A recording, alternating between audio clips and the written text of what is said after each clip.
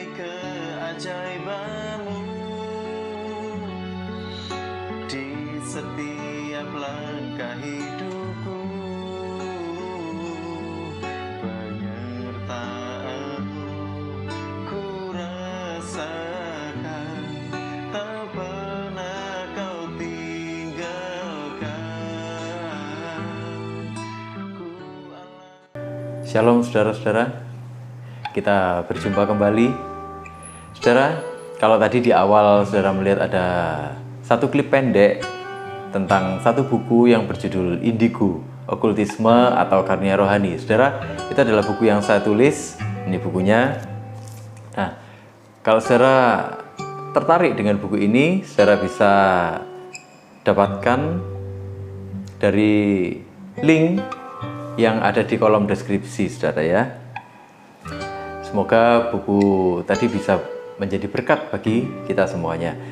Saudara, hari ini saya ingin melanjutkan pembahasan kita mengenai amanat agung Tuhan Yesus ya, yang beberapa waktu lalu saya beri tema panggilan menginjil. Kali ini kita akan membahas yang selanjutnya, saudara. Kita akan membahas dalam ayat yang ke-20.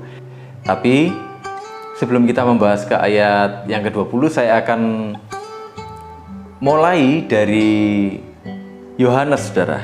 Yohanes pasal 21 ayat 15 sampai 17. Saya akan bacakan untuk kita semuanya. Ini judul perikopnya, Gembalakanlah domba-dombaku. Sesudah sarapan, Yesus berkata kepada Simon Petrus, "Simon, anak Yohanes, apakah engkau mengasihi aku lebih daripada mereka ini?" Jawab Petrus kepadanya, "Benar Tuhan, engkau tahu bahwa aku mengasihi engkau." Kata Yesus kepadanya, "Gembalakanlah domba-dombaku." Kata Yesus pula kepadanya untuk kedua kalinya, "Simon, anak Yohanes, apakah engkau mengasihi aku?" Jawab Petrus kepadanya, "Benar Tuhan, engkau tahu bahwa aku mengasihi engkau." Kata Yesus kepadanya, "Gembalakanlah domba-dombaku." Kata Yesus kepadanya untuk ketiga kalinya, "Simon, anak Yohanes, apakah engkau mengasihi aku?" Maka sedih hati Petrus karena Yesus berkata untuk ketiga kalinya, "Apakah engkau mengasihi aku?" Dan ia berkata kepadanya, "Tuhan, engkau tahu segala sesuatu. Engkau tahu bahwa aku mengasihi engkau." Kata Yesus kepadanya, "Gembalakanlah domba-dombaku." Nah, saudara, ini adalah percakapan dengan Petrus setelah Yesus bangkit, waktu Yesus menampakkan diri kepada murid-muridnya. Ya, saudara, Yesus mengulang pertanyaannya kepada Petrus. Kalau diulang sekali, artinya itu sesuatu yang penting, berarti dua kali ya saudara ya. Tapi kalau ada tiga pertanyaan, itu artinya sesuatu yang sungguh-sungguh amat penting, sungguh-sungguh sesuatu yang mendasar, sangat penting, sangat urgent untuk ditanyakan, sangat urgent untuk digali ya. Nah, Yesus tanya, "Apakah engkau mengasihi aku?" Tiga pertanyaan yang sama dan dijawab tiga kali dengan jawaban yang sama. Tapi yang ketiga, Petrus merasa sedih, saudara. Saudara, Petrus ini merasa begitu sedih waktu pertanyaan itu diulang, saudara, sampai tiga kali. Yang ketiga, Petrus merasa begitu sedih. Sedihnya kenapa? Saudara, dulu Petrus ini dia yang paling, istilahnya itu dia merasa paling berani, paling setia. Dia bilang, "Sekalipun yang lain meninggalkan engkau, aku tidak akan meninggalkan engkau." Wah. Tapi Yesus tahu apa yang terjadi. Petrus akan meninggalkan Tuhan. Tuhan sudah bilang seperti itu. Tapi Petrus bilang, enggak, dia enggak akan meninggalkan. Apa yang terjadi? Waktu Yesus ditangkap, Petrus mengendap-endap mengikuti, saudara. Apa yang terjadi? Ditanyalah Petrus, "Bukankah kamu tuh salah satu dari mereka?" Saudara, Petrus lari terbirit-birit, dia ketakutan luar biasa, saudara. Dia menyangkali Tuhan waktu itu. Itulah kenapa Petrus merasa bersalah. Dia merasa sedih. Tapi Saudara, Tuhan itu menyelidiki manusia sampai ke dalam hati yang paling dalam. Yesus tahu persis bahwa Petrus ini begitu mengasihinya. Dia tahu persis. Itulah kenapa dia gali kesadarannya. Dia ingin menunjukkan kepada Petrus bahwa kasihmu kepada Tuhan itu adalah dasar dari semua pelayananmu. Dan kalau kita pelajari, saudara, Petrus menurut cerita, waktu dia mau pergi ke luar kota, karena waktu itu orang-orang Kristen dibantai, saudara, ya, dikejar-kejar, diburu, dibuat aduan singa, dan pokoknya orang-orang dipersekusi, orang-orang percaya waktu itu. Saudara, Petrus berjalan keluar kota dan dia bertemu dengan Tuhan Yesus. Dia akhirnya balik lagi, saudara, balik lagi, dia ditangkap dan kemudian dia disalib, tapi dia bilang, gak layak aku disalib seperti dia. Petrus minta disalibkan dengan terbalik. Dia lakukan itu tanpa gentar, dia lakukan itu tanpa ragu-ragu, saudara. Yesus tahu persis bahwa Petrus mengasihi dia. Itulah kenapa digali, sampai Petrus menyadari bahwa ya memang benar-benar dia mengasihi Tuhan Yesus. Bahwa seluruh hidupnya adalah untuk Tuhan Yesus. Bahwa semua yang dia lakukan adalah untuk Yesus, untuk Tuhan, karena dia mengasihi Tuhan. Ya, jadi kalau kita melayani Tuhan, kita harus tahu bahwa kita melakukannya itu karena kasih kita kepadanya, bukan karena kita pamrih kepada Tuhan, bukan karena kita punya embel-embel kita sedang berdagang dengan Tuhan. Kita melayani Tuhan karena kita ingin diberkati, kita melayani Tuhan karena kita ingin terobosan, kita melayani Tuhan karena kita ingin dapat sesuatu, entah itu koneksi, dapat jodoh mungkin, ya, atau dapat yang lain-lainnya. Secara kita harus menjaga kemurnian hati kita. Yuk kita cek hati kita waktu kita mengikut Tuhan sampai hari ini. Apa yang kita pikirkan? Apa yang menjadi motivasi kita untuk mengikut Tuhan sampai hari ini? Ya, saudara, itu yang ditanyakan sama Tuhan. Jadi digali sama Tuhan. Digali, engkau harus tahu bahwa engkau melakukan segala sesuatunya bukan untuk dirimu sendiri, tapi engkau melakukannya untuk Tuhan. Segala sesuatunya untuk kemuliaan Tuhan. Makanya firman Tuhan bilang, hidupku bukannya aku lagi, tapi Yesus yang ada di dalamku. Nah, saudara, kemudian Yesus mengulang lagi. Yesus memberikan 3 pernyataan. Gembalakanlah domba-dombaku. Artinya ini juga sesuatu yang penting. Kalau diucapkan 2 kali, itu sesuatu yang penting. Diucapkan 3 kali, sungguh-sungguh penting, sungguh-sungguh urgent, sangat mendesak. Gembalakanlah. Saudara, kalau kita perhatikan di ayat ke-15 dan 17, itu pakai kata bosko, saudara. Ya, artinya kamu harus aktif memberi makan, ya, memberi makan. Makannya apa? Memberi makanan yang sehat. Kalau domba dikasih rumput di padang. Artinya apa? Ini menggambarkan tugas seorang guru Kristen untuk mengusahakan apa? Kesejahteraan rohani anggotanya. Entah itu anggota gerejanya, entah itu anggota komunitasnya, entah itu anggota keluarganya, saudara. Jadi menggembalakan di sini, gembalakanlah artinya usahakanlah kesejahteraan rohaninya dengan cara apa? Memberi makan. Harus diberi makan. Kemudian di ayat yang ke-16 menggunakan kata poimaino. Saudara, gembalakanlah artinya apa? Arahkan mereka. Arahkan. Mengarahkan tuh bagaimana? Menyediakan padang rumput untuk makanan. Kalau kita Perhatikan saudara ya, di Mazmur pasal 23, Tuhan adalah gembala yang baik, sosok gembala yang sempurna, model yang sempurna, ya, ada dalam sosok Tuhan Yesus. Dia membawa domba-dombanya ke padang yang berumput hijau, ya, membaringkan mereka di padang yang berumput hijau. Ada air yang tenang di sana. Nah, itu dia. Jadi memberikan atau menyediakan makanan, mengarahkan dengan cara menyediakan makanan, kemudian memelihara mana yang sakit, mana yang sehat, mana yang butuh pertolongan. Nah, itu saudara ya. Kemudian melayani. Kemudian menyediakan apa yang jadi kebutuhan jiwa. Jadi waktu seseorang menggembalakan, itu dibilang berikan mereka makanan yang baik, berikan mereka pemeliharaan, perhatikan mereka satu persatu, perhatikan dengan detail, kemudian layani mereka dengan tulus, dengan ikhlas, kemudian sediakan apa yang menjadi kebutuhan jiwanya. Itu. Jadi waktu Tuhan bilang di ayat ke-15, beri mereka makan.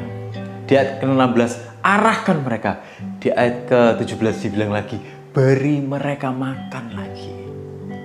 Gembalakanlah mereka. Saudara, waktu Tuhan menyuruh Petrus untuk menggembalakan ini, Tuhan nggak nyuruh Petrus itu gitu aja. Pokoknya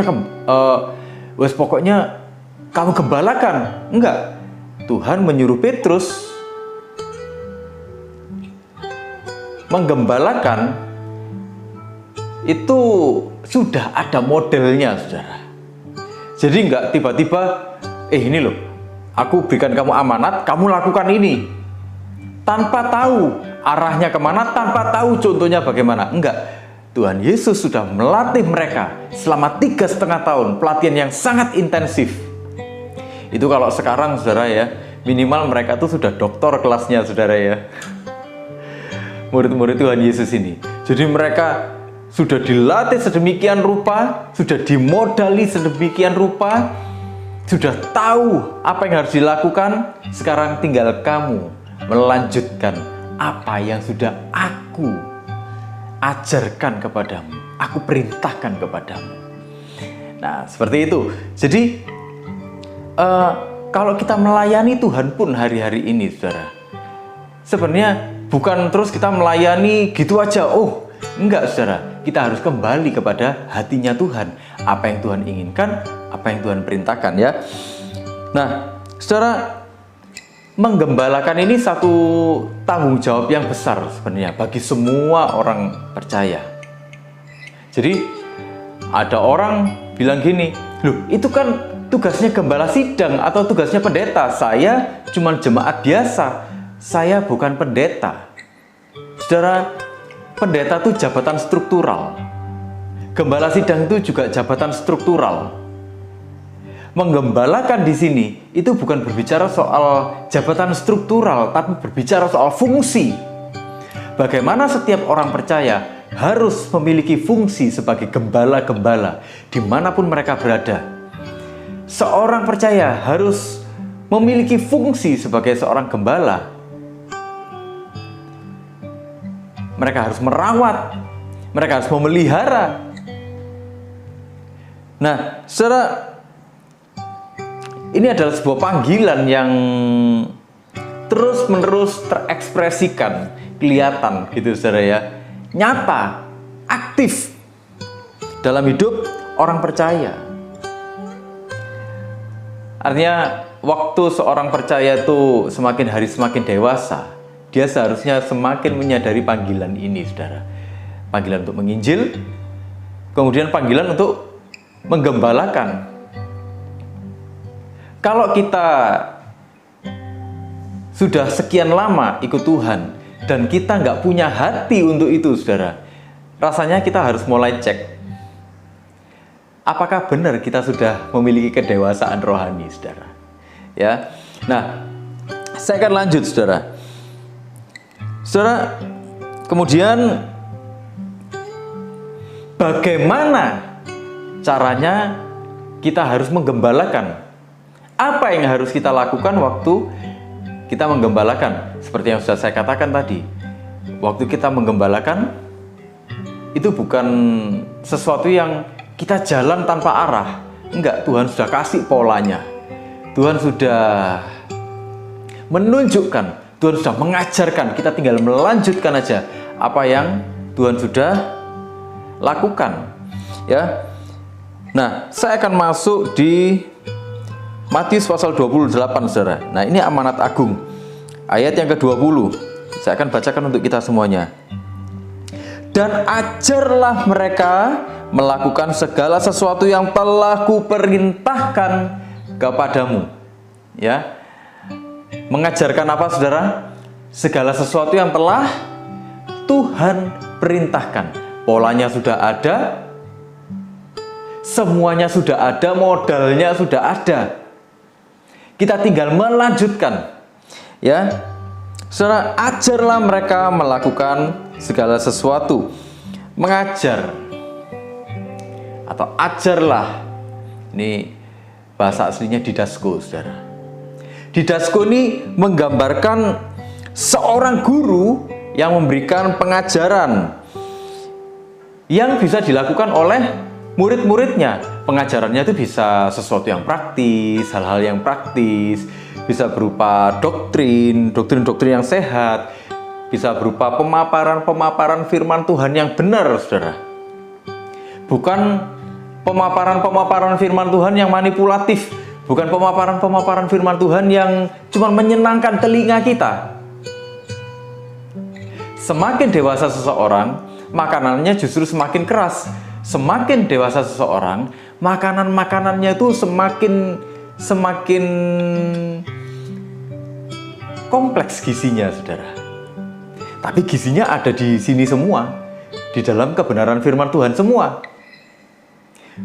Bukan dalam pikiran-pikiran manusia aja, karangan-karangan manusia, bukan. Jadi kita nggak mengarang itu. Kita harus menggali apa yang memang firman Tuhan inginkan. Nah, jadi seorang guru, dia itu memberikan pengajaran, mengarahkan. Sebagai seorang percaya, itu harus begini. Sebagai seorang percaya, menyenangkan Tuhan, itu begini.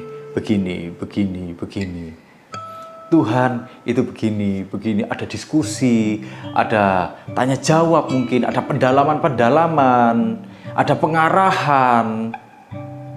Ya, tapi nggak cuma sampai di sana. Di dasko ini, Saudara, menunjukkan gini, sang pengajar bukan hanya mengajar, tapi dia juga menerapkannya untuk dirinya sendiri. Artinya apa?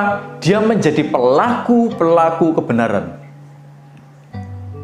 Waktu kita mengajar, waktu kita menggembalakan, Saudara, kita nggak munafik.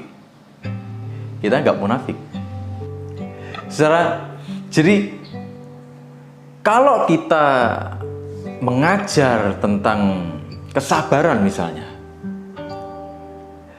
kalau kita nggak bisa hidup di dalam kesabaran, kamu nggak usah ngajar soal kesabaran. Wah, gitu, Saudara. Tunjukkan bahwa kamu menghidupinya. Itulah kenapa kita pantas untuk mengajar. Loh, tapi kita kan manusia. Kita masih ada dagingnya. Kadang-kadang kita juga marah. Iya, memang manusia masih ada dagingnya. Kadang-kadang kita melakukan kesalahan. Iya, memang.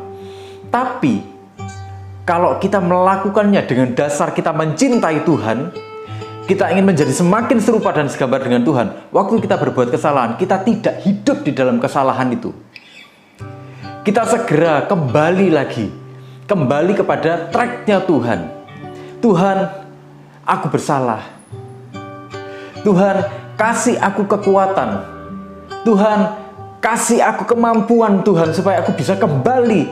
Tuhan, kasih aku kekuatan, Tuhan, supaya aku bisa menang mengatasi setiap kelemahan ini, Tuhan. Itu bedanya, Saudara. Jadi dia bukan hanya mau mengajar, tapi dia juga memacu dirinya sendiri untuk hidup dalam kebenaran Tuhan. Dia bukan orang-orang yang munafik. Jadi seorang pelayan Tuhan, seorang pengajar, seorang gembala yang sungguhan, dia tidak munafik. Dia mengajar karena dia sudah melakukannya dulu. Kenapa dia melakukannya? Karena dia mencintai Tuhan. Kenapa? Dengan itu dia menyatakan kalau dia ini mengasihi Tuhan sungguh-sungguh. Ya, itu saudara. Jadi ini saudara, ajarlah mereka. Jadi ajarlah mereka itu artinya apa? Berikan mereka ini wawasan-wawasan. Tunjukkan mereka apa yang memang harus dilakukan sesuai dengan kebenaran firman Tuhan. Kasih mereka teladan. Gitu loh. Gak asal kamu mengajar. Gak asal kamu kelihatan rohani. Yang penting kelihatan rohani di depan orang. Enggak. Kehidupan kekristenan di depan dengan di belakang itu sama. Derajatnya sama. Gak di depan kelihatan alim, tapi di belakang kalau orang Jawa bilang alum, saudara. Di depan kelihatan baik, di belakang gak karu-karuan.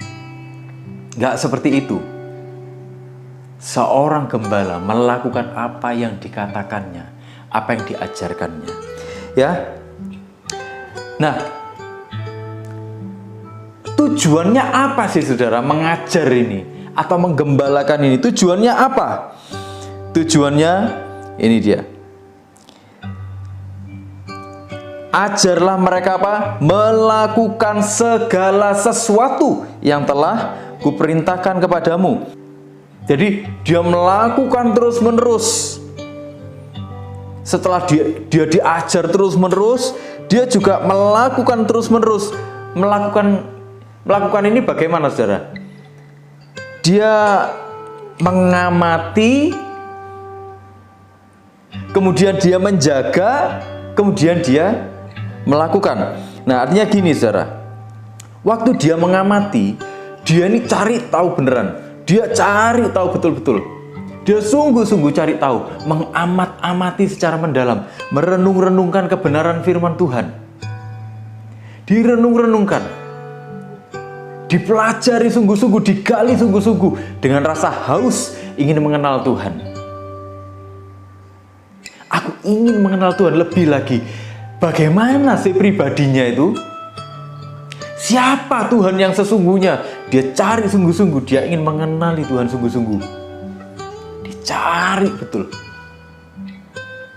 Itulah kenapa makin dia mencari, makin dia mengenal Tuhan, dia makin bertumbuh imannya, makin bertambah keyakinannya. Bukankah firman Tuhan berkata, saudara, bahwa iman itu timbul dari pendengaran. Pendengaran akan apa? Pendengaran akan firman Tuhan. Firman Tuhan juga mengajarkan kepada kita untuk merenungkan firman Tuhan itu siang dan malam. Artinya apa? Waktu kita merenungkannya, kita memenuhi pikiran kita. Kita menjadikan firman Tuhan itu dunia kita, saudara. Menjadikan firman Tuhan itu sebagai seluruhnya itu dunia kita.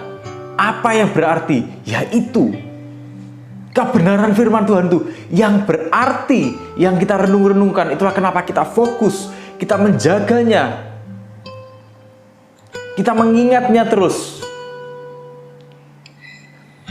Karena pikiran dikuasai, karena hidup kita dikuasai oleh kebenaran firman Tuhan, sikap kita adalah produk dari firman Tuhan. Waktu sikap kita adalah produk dari firman Tuhan, kita akan menghasilkan tindakan yang sesuai dengan kebenaran firman Tuhan. Waktu kita menghasilkan tindakan yang terus-menerus terjadi, terpola, beruntun sesuai dengan firman Tuhan, itu akan menghasilkan gaya hidup yang sesuai dengan kebenaran firman Tuhan. Dan waktu kita menghasilkan gaya hidup yang sesuai dengan kebenaran firman Tuhan, dilakukan terus-menerus, gaya hidup itu akan menjadi tujuan hidup yang sesuai dengan kebenaran firman Tuhan. Itulah kenapa kalau orang ingin tahu tujuan hidupnya, orang harus cari tujuan hidupnya kemana? Ke Tuhan. Merenung-renungkan kebenaran firman Tuhan, minta pimpinan Tuhan. Dan Tuhan akan memimpin kita menemukan kembali tujuan hidup kita. Apa sih tujuannya manusia itu hidup? Kenapa aku diciptakan di dunia? Untuk tujuan apa Tuhan menciptakan aku di dunia? Apa yang aku harus lakukan sekarang, Tuhan?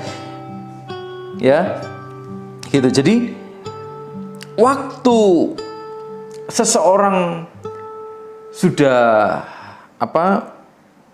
menjaganya,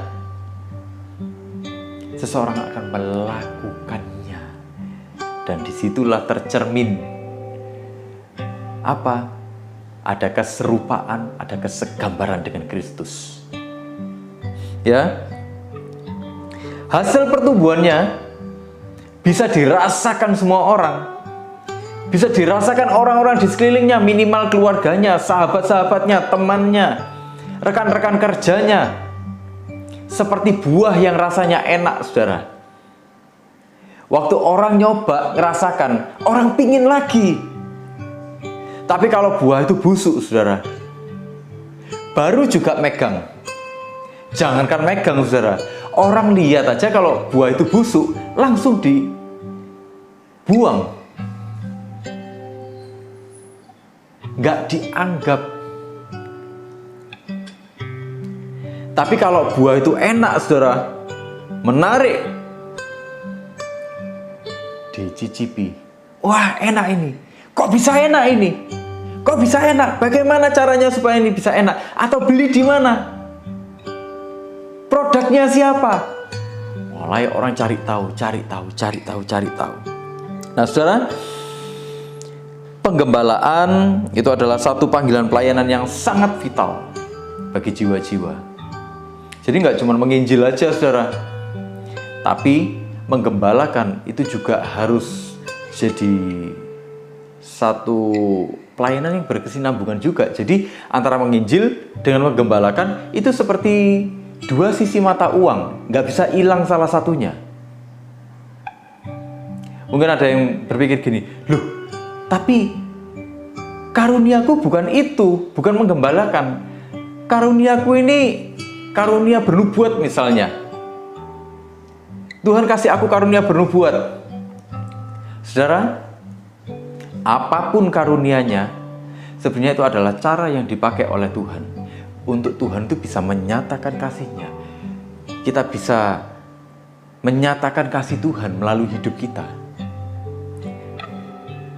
Dengan setiap karunia yang diperlengkapi oleh Tuhan di dalam hidup kita, kita menyatakan Tuhan.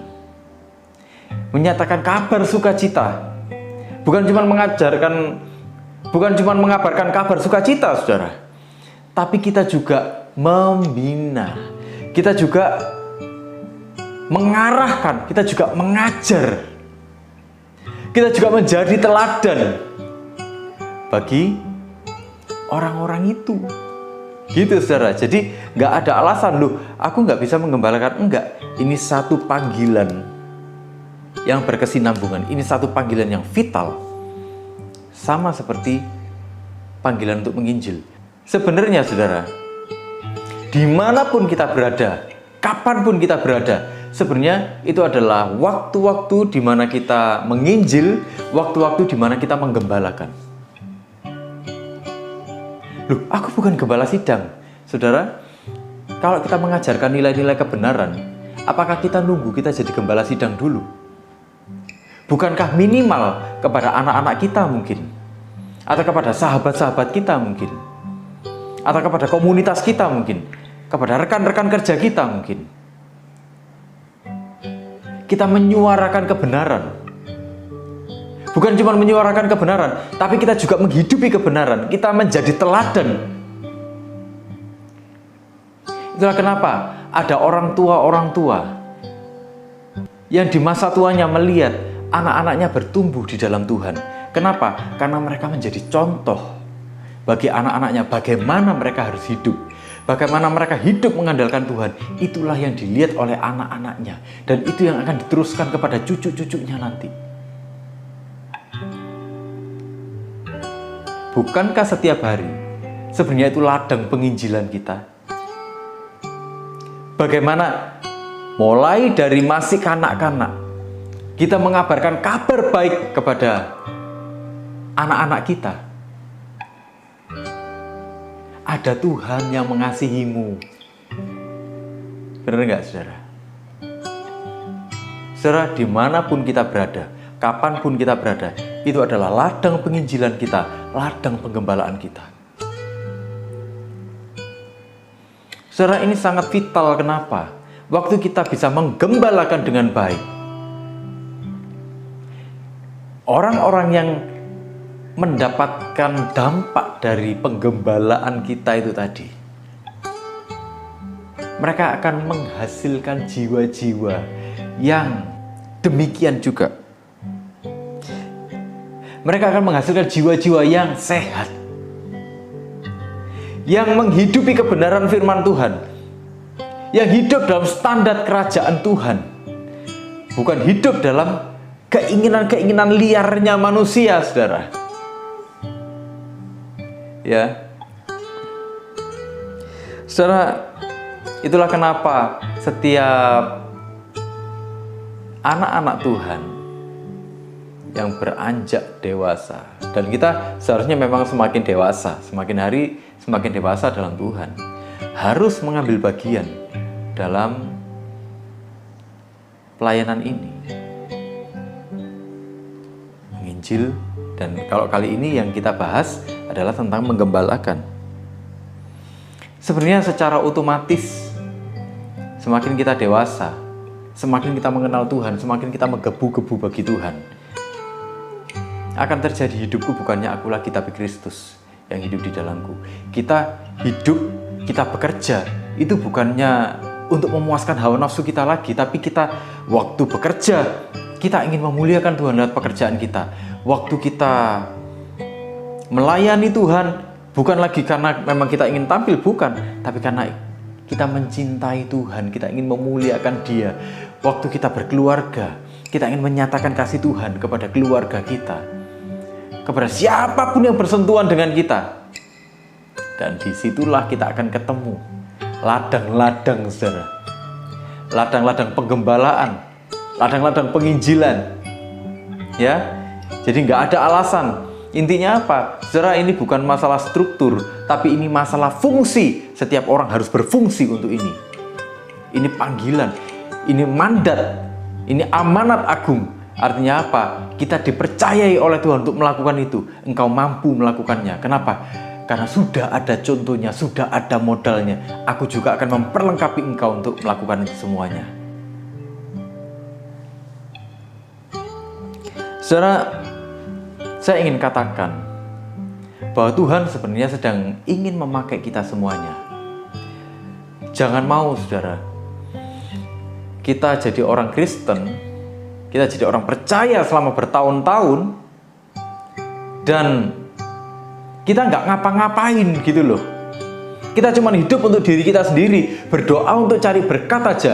Jadi orang Kristen, jadi orang percaya, datang ke gereja tiap minggu cuma minta berkat terus. Jangan mau yang seperti itu, saudara. Kekristenan yang seperti itu adalah kekristenan yang kerdil. Kekristenan yang nggak menghasilkan apa-apa.